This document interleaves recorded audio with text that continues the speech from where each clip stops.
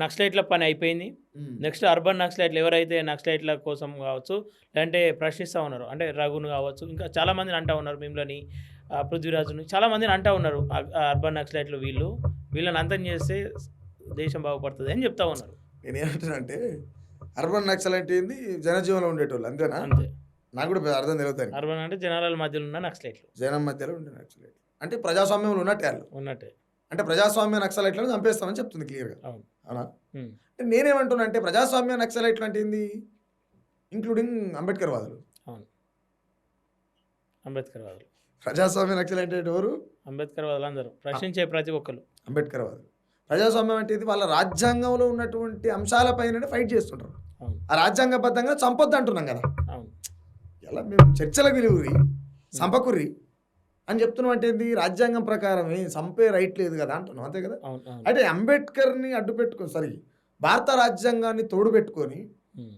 ప్రజాస్వామ్య నక్సలైట్లుగా ముద్రేసుకోవాల్సిన సందర్భం వచ్చినప్పుడు ఈ భూమి మీద ఇది ముఖ్యంగా ఈ మావోయిస్టు ప్రభావిత ప్రాంతాలు ఏవైతే ఉన్నాయో హ్మ్. అందులో నాలాంటోడు నీలాంటోడు ఒక్కడు కూడా బతుకున్నాడు. అందరూ చంపేస్తారు. హ్మ్. చంపేస్తారు. హ్మ్. ఇప్పుడు పుట్టే కొద్దీ సస్తున్నప్పుడు తల్లికి ఎంత కసి ఉండాలి? అవు. హ్మ్. అసొంటి తల్లులు పుట్టే అవకాశం ఉంది. అసొంటి తల్లులు పిల్లలు పెంచే అవకాశం ఉన్నది. హ్మ్. ఇలా మేము మాట్లాడితే కూడా చంపుతున్నాము అని అంటే అది ఎవరు తెలుసుకోవాల్సినటువంటి అంశం?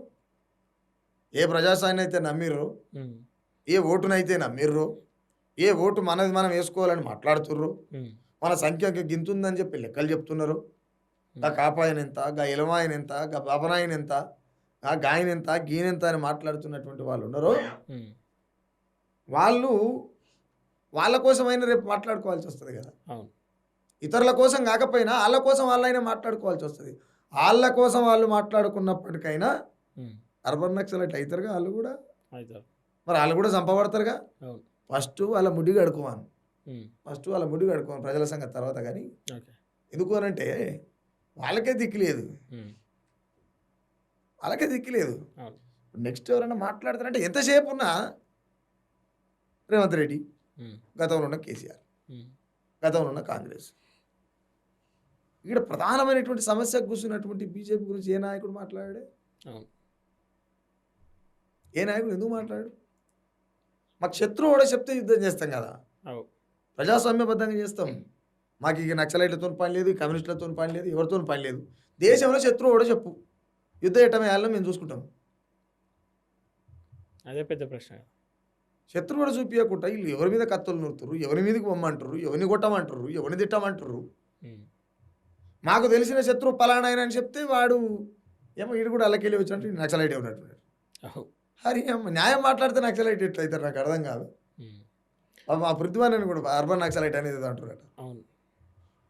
ఎంత దుర్మార్గం ఇది! ఎంత దుర్మార్గం! హ్మ్. చివరగా ఈ సమాజం అంటే అన్నీ తెలిసి కూడా మౌనంగా ఉండే మేధావులకు ఒక పాట రూపంలో ఏదైనా చెప్పదలుచుకుంటే చెప్పండి. నేనేమంటానంటే మేధావులు నేను చెప్పను కానీ హ్మ్. ఆ దేశంలో ఉన్నటువంటి మేధావులం అని మాట్లాడేటోళ్ళ పని అయిపోయింది. ఓకే. క్లియర్. ఎక్స్‌పైర్. క్లియర్‌గా అయిపోయింది. ఎందుకు అనంటే మీరు మాట్లాడతలేరంటేనే మీరు పని అయిపోయినట్టే కదా! అవును. నేనేమంటలేను ఆళ్ళే ఒప్పుకుంటుర్రు. హ్మ్. ఆళ్ళే ఒప్పుకుంటుర్రు. మీరు మాట్లాడతలేరు, మౌనాన్ని వీడుతలేరు అంటేనే మీ పని అయిపోయిందని అర్థం. అవును. ఇప్పుడు పని ఎవరు చేయాలి మరి? ఇక్కడ దేశంలో ఉన్నటువంటి యువత చేయాలి. హ్మ్. ఈ దేశంలో ఉన్నటువంటి యువత ఇక్కడ జరుగుతున్నటువంటి విధ్వంసాల పైన వాళ్ళు విశ్లేషణ చేయవలసినటువంటి అవసరం ఉన్నది. ఓకే. అందుకే నేను రీసెంట్‌లీ చేస్తా ఇది. చాలా చేసేటివి ఉన్నాయి. మనకేమో లేనిపోని ఇబ్బందులు. నెలొచ్చేసరికి ఫైనాన్సులు కట్టాలి, రెంట్లు కట్టాలి. అదయ్యేసరికి తెల్లారుతది. అంటే ఇవన్నీ చేయడానికి ఆటలు ఎవలన్నా చాలా ఫైనాన్షియల్‌గా రాసిపెట్టారు. మీకు ముందుకొస్తే సపోర్ట్ తీసుకుంటారన్నా? అన్నా ఇవన్నీ అంటే అనేక పాటలు అంటే సమాజాన్ని మేల్కొల్పే పాటల కోసం ఉన్నప్పటికి కూడా ఫైనాన్షియల్ ఇబ్బందితోనే మీరు అవి ఆగిపోతా ఉన్నాయి. నేను అవన్నిటికి ఇప్పటికి చేసే పాటలు కూడా నేను చాలా ఇంటర్వ్యూలో చెప్పిన నా ఫ్రెండ్స్ చాలా మంది ఉన్నారు. అవును. వాడు యూఎస్‌లో ఉంటాడు, లండన్‌లో ఉంటాడు, ఎక్కడెక్కడో ఉంటారు. హ్మ్. నేనేదో పాట చేయాలనుకుంటే 30,000 కొట్టుర్రా లేకపోతే 20,000 కొట్టు ఆడు కామన్ అడిగితే తప్పేముంది? తప్పేం లేదు. నేను బతకడం కోసం అడిగితే బాధ. అవును. ఆ పాటని తీసుకుపోయి నేను యూట్యూబ్‌లో పెడితే కొద్దిగా గొప్ప ఇస్తది కదా! నాకు. అవును. అంతే కదా! అంతే. పొద్దున్న లేస్తే ఏదో ప్రోగ్రామ్ పోతా వాడిలో ఇస్తాడు కదా! డీజిల్ పోసి. ఇస్తాడు. అయిపాయే.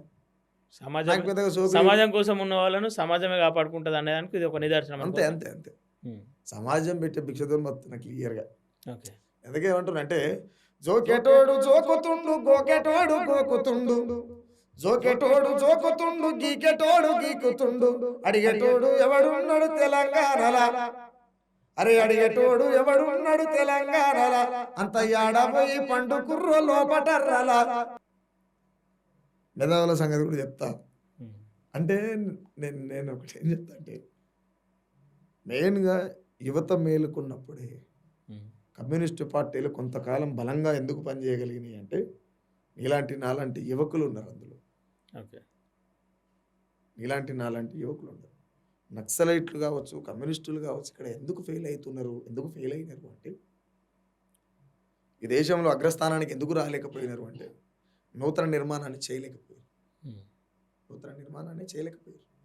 పక్కోనికి చెప్పలేకపోయారు. ఎందుకు అంటే ఈ దేశంలో కమ్యూనిజం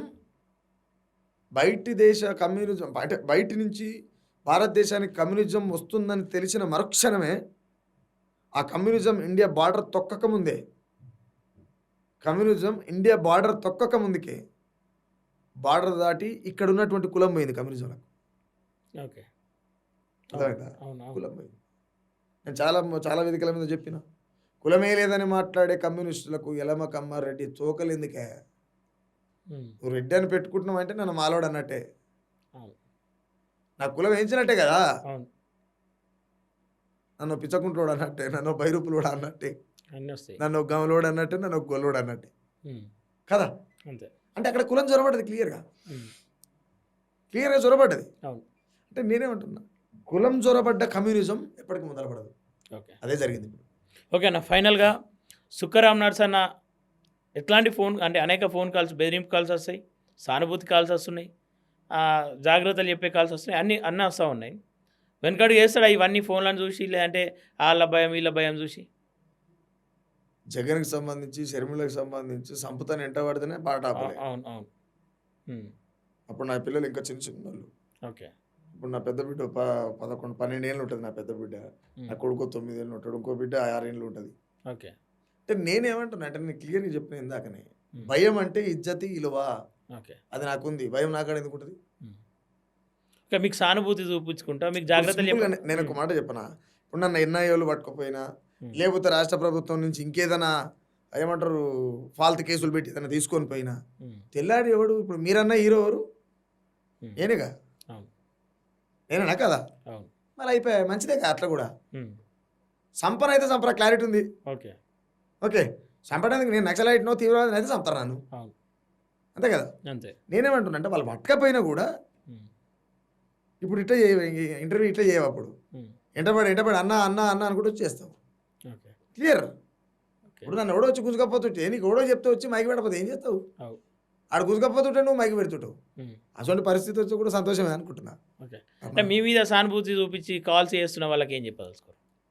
నేను బతుకున్నంత కాలం నీతిగా, నిజాయితీగా, పాటను ఎక్కడ కూడా తాకట్టు పెట్టకుండా, నా సాహిత్యాన్ని ఎక్కడ కూడా కింద చేయకుండా, నా పైన ఏ అభిమానంతోనైతే నన్ను జాతున్నారో ఖచ్చితంగా నేను అదే విశ్వాసంతో ఆ అభిమానాన్ని నా బొందదాకా తీసుకుపోయేటట్టుగా బతుకుతా. ఓకే, థ్యాంక్ యూ అన్న. Thank you. చాలా విలువైన సమయాన్ని ఇచ్చి అనేక అంశాలపైన మనం చర్చ చేసినాం. ఇంకా అనేక ప్రశ్నలు ఉన్నాయి, కానీ కొంతమంది పేర్లు తీసుడు అద్దని చెప్పి చెప్తా ఉన్నారు కళాకారులు. ఇవన్నీ కాంట్రవర్సీ ఎందుకు చెప్తున్నా అంటే అన్న, వీళ్ళు ఏమనంటే వాళ్ళని మర్చిపోయిన జనాలకు మనం గుర్తు చేసినట్టు అవుతుంది. ఓకే, వాళ్ళు లేరు పబ్లిక్లో లేని తీసుకొచ్చి మళ్ళీ మనం పంచగట్టి ఎగిరిచుడైంది. ఇక పోయినాడు అట్ట తోలేసేయాలి, ఇక మళ్ళీ ఎందుకు అంతోని. ఒకసారి భయపడ్డాడు అంటే ఇంకోసారి తిరగబోయాడు మనిషి. ఓకే.